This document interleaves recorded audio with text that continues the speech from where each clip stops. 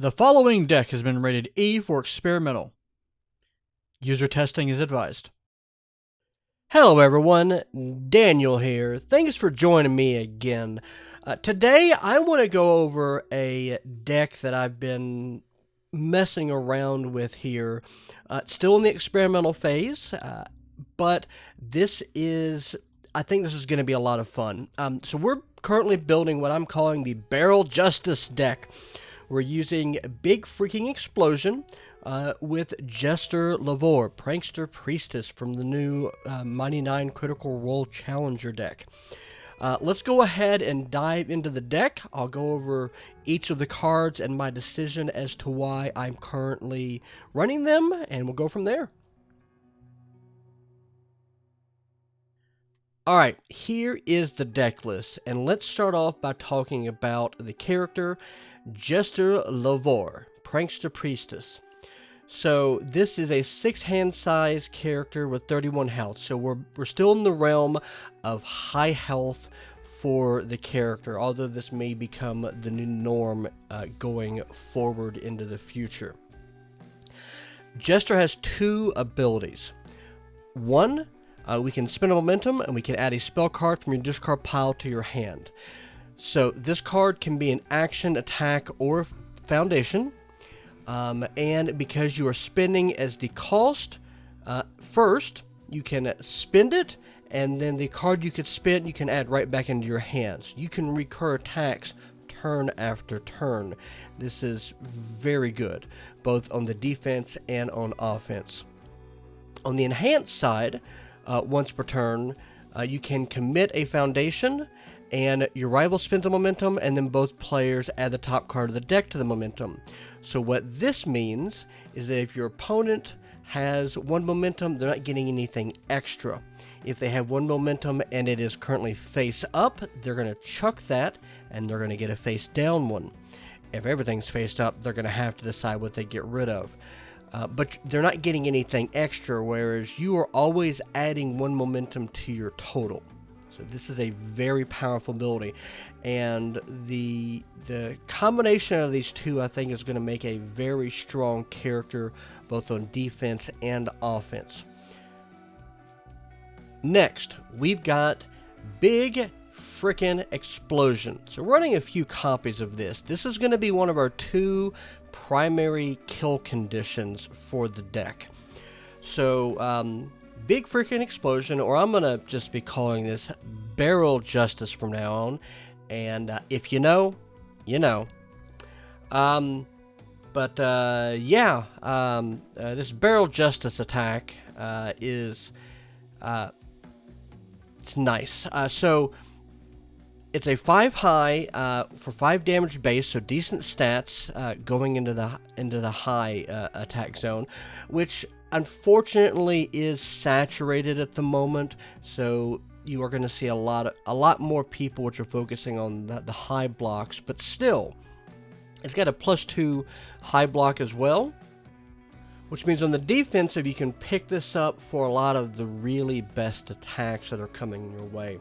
Spending a momentum also to mill 3 and giving it +1 damage for each attack in your discard pile.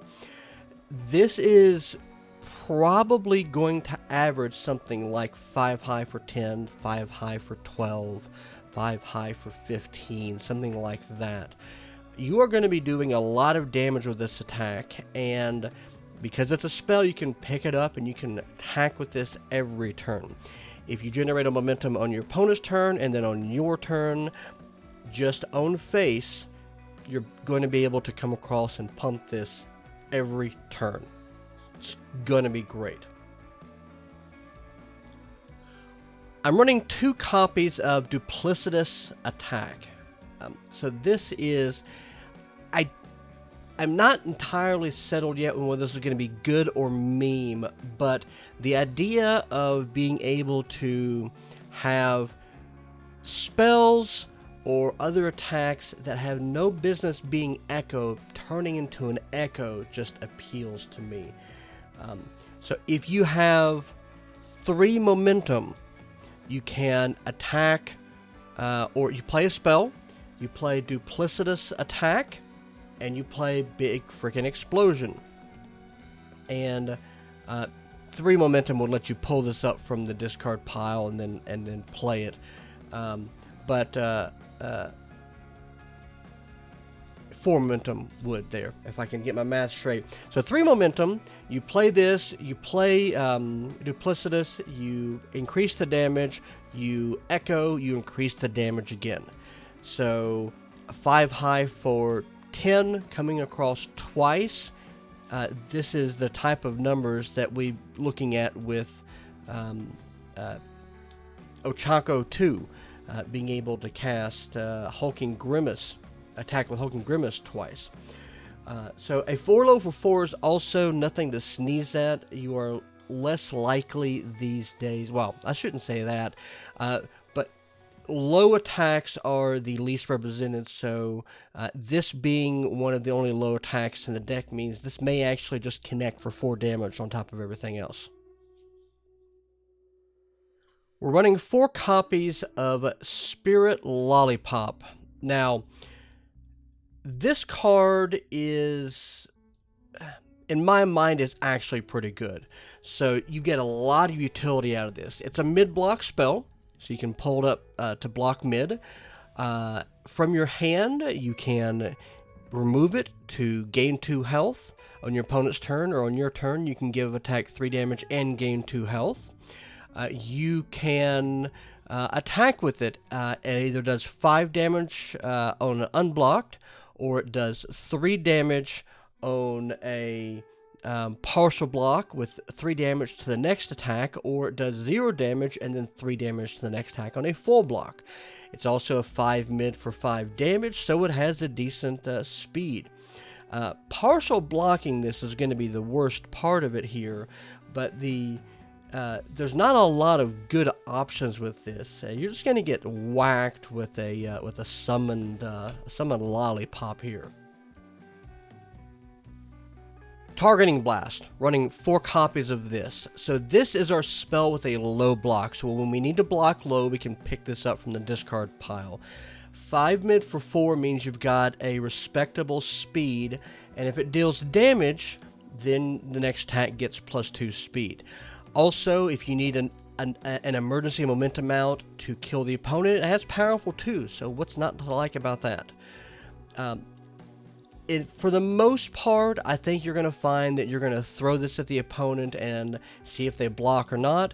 If they do block, then they've got a progressive difficulty of 1 in their card pool. If they don't block, the next attack is 2 speed, so either way, you're getting a benefit. Now, these 4 spells let us cover high, mid, and low blocks for the defensive. Along with Trickster's Blessing, which we'll get to a little bit later, this gives us a good amount of spell recursion on defense when we need it. We've got a few more attacks, though, that we want to look at in addition to that.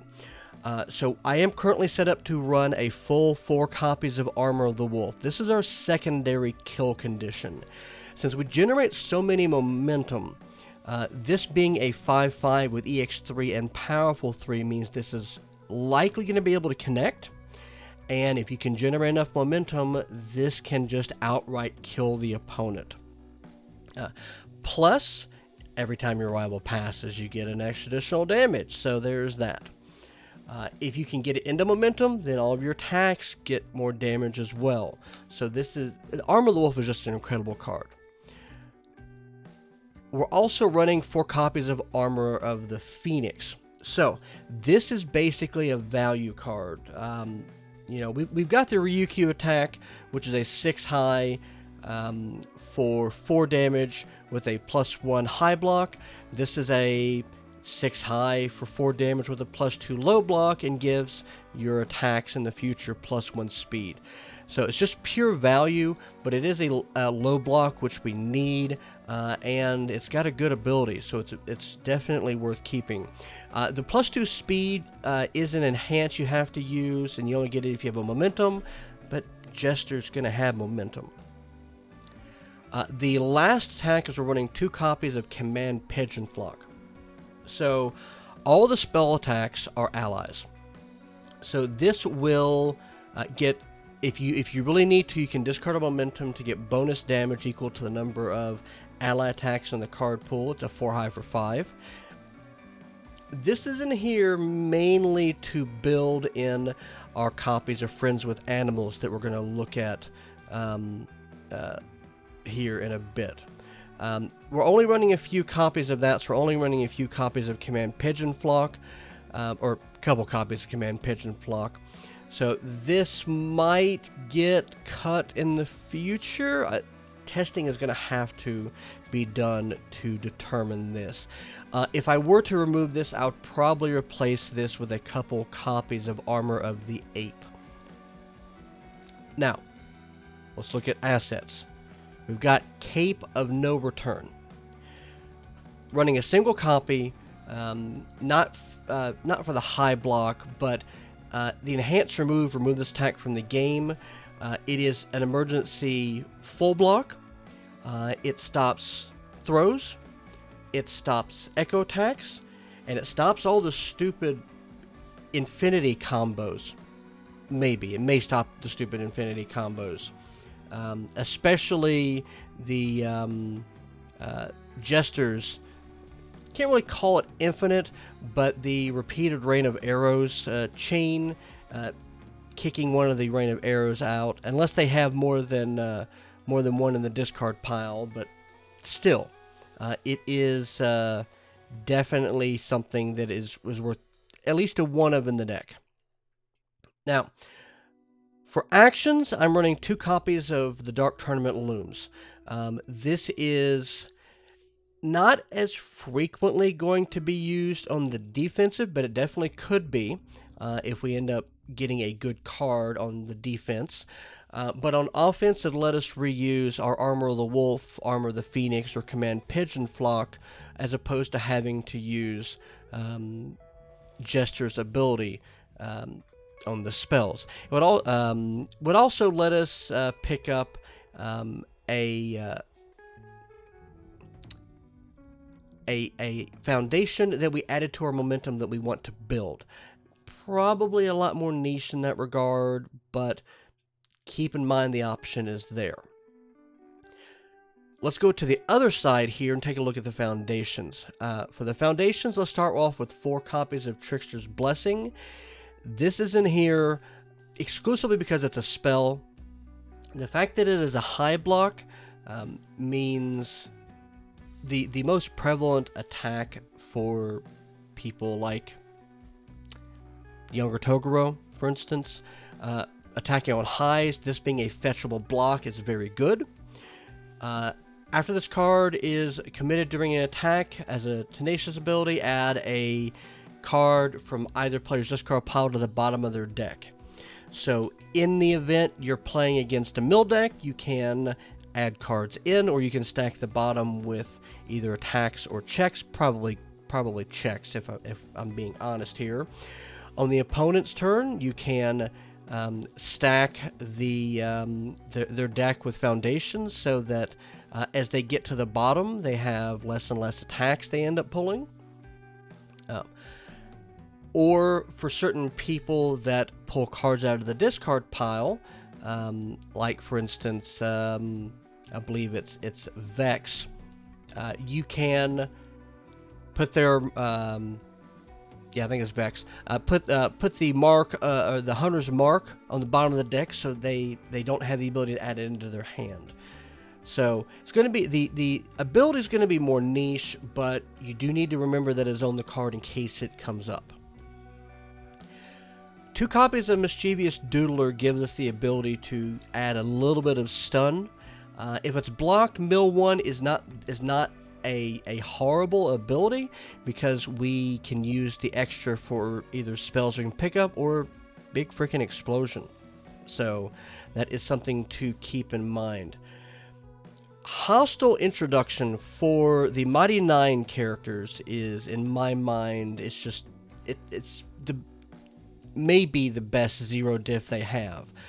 It doesn't have a very good block with a +3 mid, but it is a breaker 2, and if it gets pitched during the enhanced step, they lose a health. I mean, it's straight up solid. If this ends up in your momentum, discard it for momentum, they lose a health, you get a spell, all the better. We are going to be running 4 basic training and 4 easily excited. These are just very staple value 0 diff foundations. We're running 4 copies of Struggling with Studies, this being one of the best defensive foundations in the game. To pick up your defense, or if you block with something like a spell or Armor of the Wolf, so that you can attack on the opponent's turn.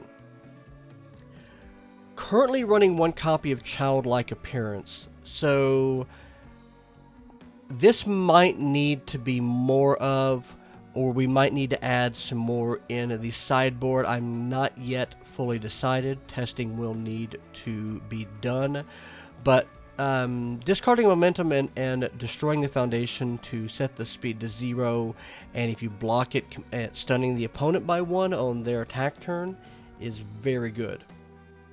We are running 3 copies of Protecting Yukino. This is an Omni block, potentially, by discarding a momentum, or you can burn it while it's in your stage to get a momentum, which you can then turn into any spell.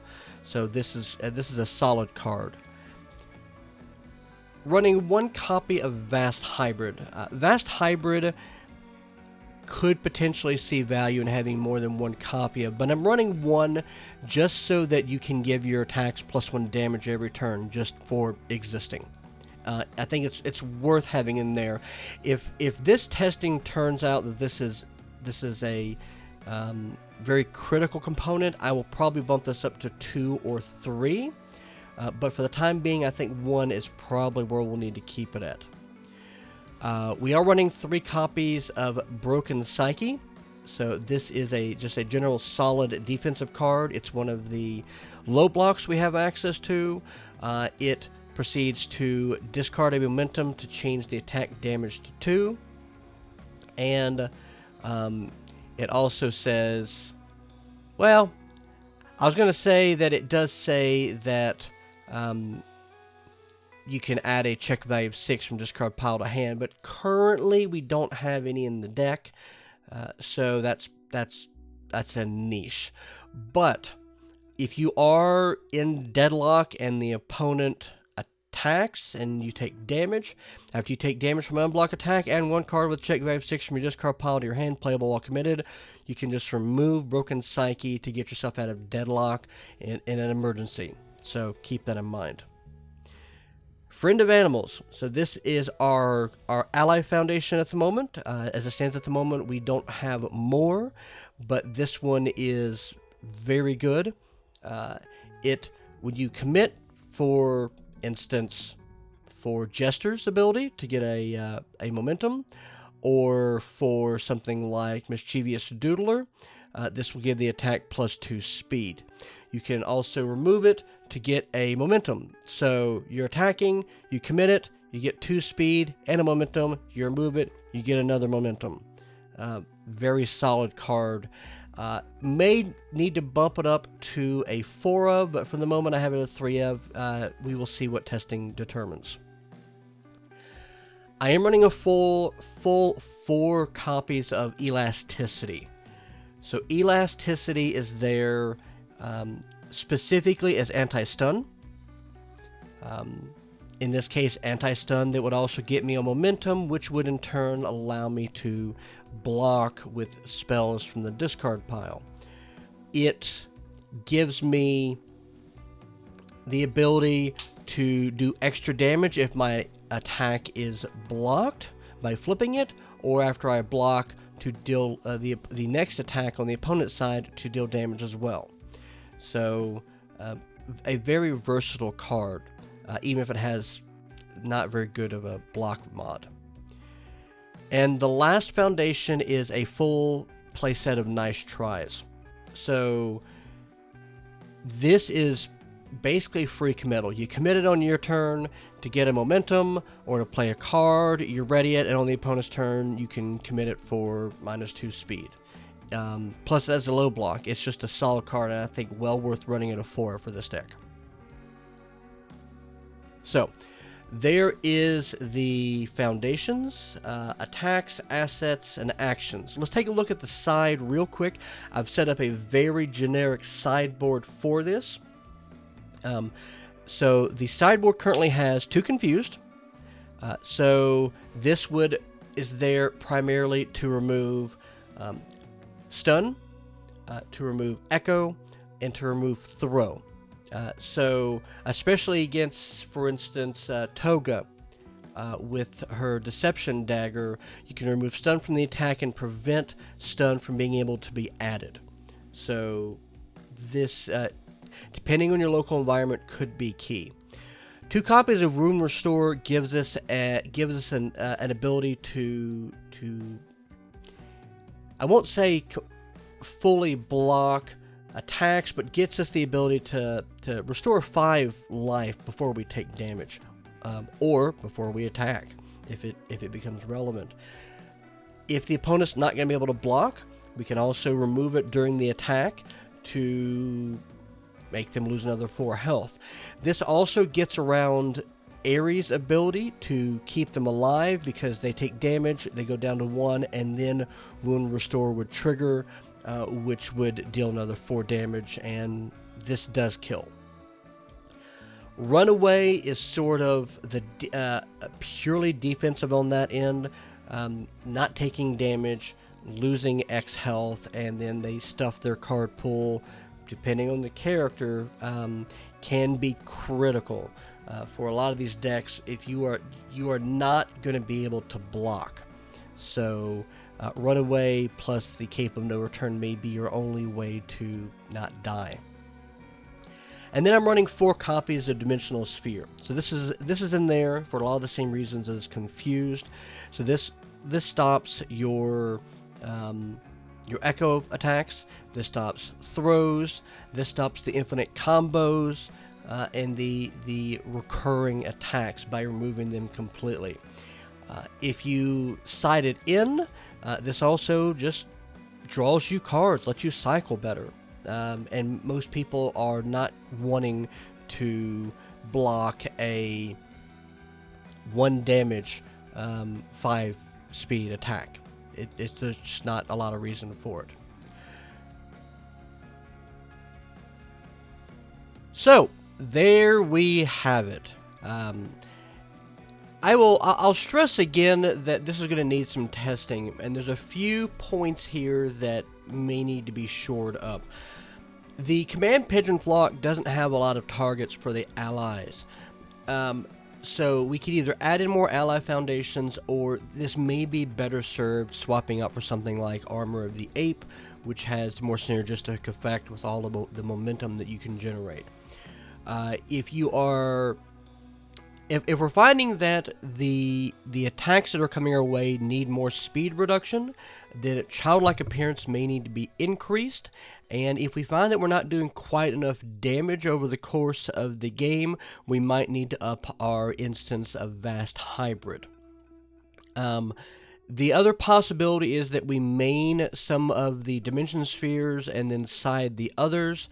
I'm not yet certain if that's going to be necessary, but if the meta environment shifts in that direction, it very well may be worth it. If you need to shift out in the middle of a match, I would probably take out take out the Command Pigeon Flocks and 2 of the Armor of the Phoenix for the 4 Dimensional Spheres at that point. Overall, I think the deck is going to do pretty decently. We'll get some fine-tuning in with our testing, and hopefully here within the next few weeks, this can be proven to be a pretty decent powerhouse. My hope is that people will find that looping the Rain of Arrows version of Jester is just not as consistent as you would like it to be. it'll definitely take people by surprise, but I think there's enough tools out there that that plan can get interrupted. But we're going to have to see. We're absolutely going to have to see how this turns out. But if you find this interesting, take this out and test it. Try it at your locals. Deliver some Barrel Justice, and let me know your thoughts. With the community's help, we can make these decks even better. So, I want to thank everyone for watching. I hope you've enjoyed. See you next time.